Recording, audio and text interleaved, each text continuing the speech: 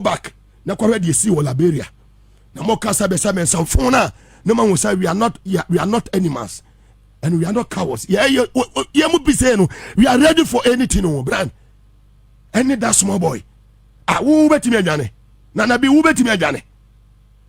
ebusuafo me mo bibia kwa aba de ba GCN page so midin e de adwoa searching mesrew na wa subscribe to my channel me a notification bell no so for more news. Mugabe eye adwuma e wo Power FM ono e na hosti program awato ne din Inside Politics na Mugabe ache na dwen anase wa be make comments afa ensema eye honorable Brian the champion e de abetudwa e ko viral e wo Ghana ha no bia e ka ho asem no Mugabe nso abekire na dwen e wo ho na adofo ansa na ye bekasa afa eye Mugabe ne comment a ode aba no ho no se onte ensema eye honorable e de atudwa mamenka ebi entrel Honorable Brian a champion e de ensemwe etudwa e wo kwawu e wa bra NPP4 e call health work na e wo dwumadi na se e na omo mount platform e na impenifo no bia e kasa e wo ho na honorable ne kasa okan ya abeye kasa bia ende abehaga na fo abesensen Ghana fo koma obia ekebi na ne honorable e kire se e ya 2024 abato na ye ba beto no enya dia omo de power no ebe ma NDC fonde anase ochena na se NDC fo mo ayo mo adwen so omo de ntokwa ena ebehia omo a omo nso aye ready pa enya dia omo be mo kwan kra so mo ayo mo adwen so omo de boot for boot na eba omo nso de boot for boot ena ebehia omo 2024 abato no omo nye steady na ya dia NPP fo omo be win now abra honorable e kasa no ne kasa na hyase no me personally I think he said the honorable council in and so or say e won say economy no a pasca enyema enkoyie Ghana fu buafu na mom NPP4 and his excellency Nana Dankwa Akufo-Addo egusu a omo etoto eniama enti enter ma endu next year 2024 ne de na bibia aye kama ene bema na Ghana fu ato abade ama NPP4 enti emma na power no ensanso enkodi NDC4 ebia sa na honorable na opa kan we Ghana fo bebre ana se Ghana fo ye ntina se a ye kire se ye pasomdwe into 2024 ye mpentu kwa bia ende abeye hia obia ekenbi na Mugabe abema comment afa ho na Mugabe nim comment wa bema no me be kasa afa ho na adofo modo ma yenti ensema Mugabe e kan no kakra ansa ya kan sade afa ana se me make comment e de afa ho sago no be kwa AK47 na obuntwere no obuntwere 2 weeks ago no be kwa AK47 awo Azim na galamse said na AK47 ni kwa na oto a otemeto na obunkotobia na bi we a small boy na bi we a small boy na mo ye keto kwa mahunto kwada mako Rwanda da mo he Liberia de si yada be reflective mo pesa from sin bi mo pesa ayiwani bi mo he ye ka de si wo Liberia de si wo Sierra Leone de akwaso wo South Sudan. You have properties why your investment in the country and who are wasa ukasa ukanya sasam ama omayeno emujuo no wo sande say mo handle over power ne handle over power china oh masa edru dia dia ahwe ya obefa wo mame edru dia dia ahwe ya wo obefa wo mame edru dia dia brana tampon me se wo kasa kasa wa ahwe ya wo no mame beda ye be kire mo bosumi aduama buro Ghana ha mo fi say ba be di agro monye mo start nyeje mo US and mo UK no nobody will run away from this country. Brother Tampon Nana B and Co Nana Akufo-Addo will hand over power peacefully to John Mahama. He handed over power to Nana-Addo and Nana-Addo will hand over power back to John Mahama. And nothing, absolutely nothing. The last of Brother Tampon, they can make noise, they can talk. I mean the spirit, they can talk, they can make noise, they can do whatever they want to do. Nana B and Co. But they can't destroy this country. They can't. Sure, nyamina esom no. Sure, move this Pentecost for Majimi. Tie, Pentecost nyame. California, womo asom. Praise before esom. Muslimi for aya Ramadan. Womo di womo yefunu to ade ma o mai we no. Na na do ba no ma na say you. na besi a yabo from Kwame Nkrumah time on the 6th of March 1957 ebesi sabri na ye nyina e ka de 122 billion and then ye twam over 600 billion ye ni hospital ba ko ka be ka se na do ba ye ni wasie de enwe se na achievement ya se library akobi a wode ni papa din aden atoso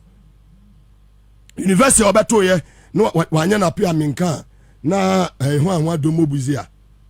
sam fonko na omudi no ma ha obi atime kasa nkyere omo enema ma be ye ni bi te say mo beto la general hospital mo bubu agu a obi atime misam hwe mo beto trade fair mo bubu agu a mo chance ase ne ma mo ho a obi atime misam hwe aban sase state lands government lands laboni cantonment mo chichai ma mo ho woti fie ma civil servant ni ama rejection notice ya ma adofo ye yina yate ensema Mugabe ekan ewo ni show a watu ni inside politics so ewo Power FM na meka se Mugabe aden menye sa oye journalist a Ghana fu bebre epewasem amafu bebre eloki up to you enye sa hypocrisy no adoso ewo Ghana hano titu pa any politics no hypocrisy no adoso men can say anase Ghana phone can say anase NPP phone can say asema honorable Brian Echampon e kind why ade comment no make no e betimi ato NPP foot soldiers ni bitrima next year yeto abani we na say bia NDC phone win na se power ni kodu omo e be yentokwa nti yen kan say asema honorable kind no kan ye wan kan ye na mom ni Mugabe say we timi enya kokuduro ejina wo show so e kan sem say de kire NPP for dia ene mamen Kyle mamen bo ensema o man penida da John Dramani Mahama asese obeye flag bearer de ama NDC amayokuo na ona emoye ne to no tie ensema o keka ena fenso mo chairman ura esiedu nketia nso e make comment ura esiedu nketia e kire say 2024 abato na eba beto no by hook or crook de besi bia o mo betumi age power ne bi o mbeje nipa moja no mo betwa so ade o mo beye bia o beti a e betumi awi ne o mo power no o mo beye owura se edu ketia no kan asa Mugabe metai show power Power FM me hu say o make comment bia about that if you make a comment one can it say the when your passion e kan de honorable e kan na sa asem yi a owura se edu ketia akin na de honorable akin de pa na kemu yedu ye fe no to nche ye mbra o mapenda da John Dramani Mahama ne so o say 2024 election no e be ye boot for boot afenso say ye ka party o mu ye etutrasem wo Ghana ha no bi entumi NDC for mo youth organizer ba ko so am constituency abranti na ne ye mai so mo yi ne ye mi so afi honda me kura metuma abono no hwe ensema okan ensema kese mu ye du okan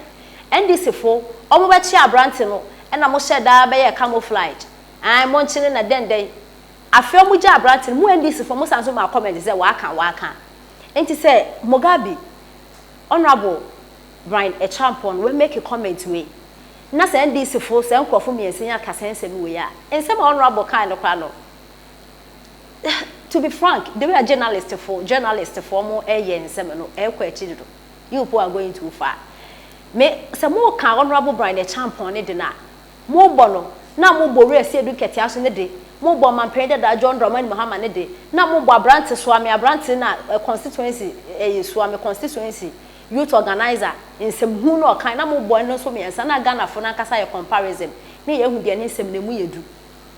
me hu se MPP fo no mo ha ye Ghana fo ahi na sisi asem a honorable kan che se aye asem aye hu ase bi nsida ba comment a NDC fo e make no e more dangerous than the honorable ekan no but tell do mu hu yo me NPP ni me so me NDC ni because me 2024 meto abo because abato na yeto kra ye hu fa so bi yenya but say na ye citizens na ye ti o man mu na o man Ghana ye nyina ye nde ade 2024 ye ma kwan say politicians kakra bia mo ba fesika na adi na mo ankasa mo da hwebo na mabusuafo na mo mba no mo de ye life beto chacha NPP o NDC o mo ye steady but Mugabe o comment a o make you know sanso ko back na ko bode mo chairman aka we se dun ketia swame constituency swame friend say constituency youth organizer na de o aka ɛna ɔmampende da John Dramani Mahama saa voices here ɔmo abobɔ nyinaa no ka na fa honorable Brian the champion de ka na Ghana fo na yenka make us say bia na obi ntie de ɔmampende da John Dramani Mahama aka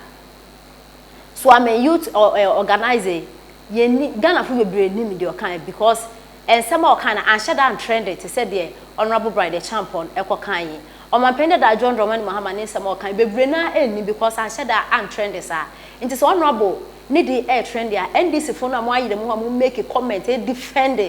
ɔmampende da endra na na ya brefo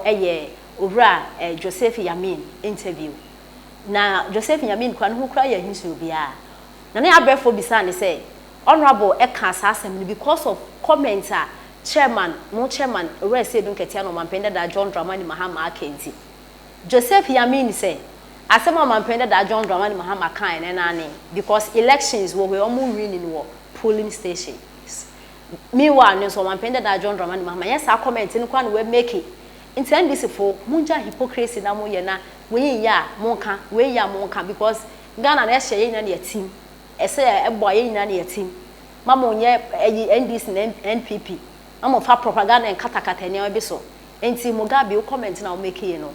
sanso brebio se wo condemn de honorable Brian the champion na aka na nso condemn de ɔmampende da John Dramani Mahama e na afenso wura ese edun ketia e na so ame constituency youth organizer ne de no waka no fani na abo na wankasa jeje de he na ne de emu yehu pa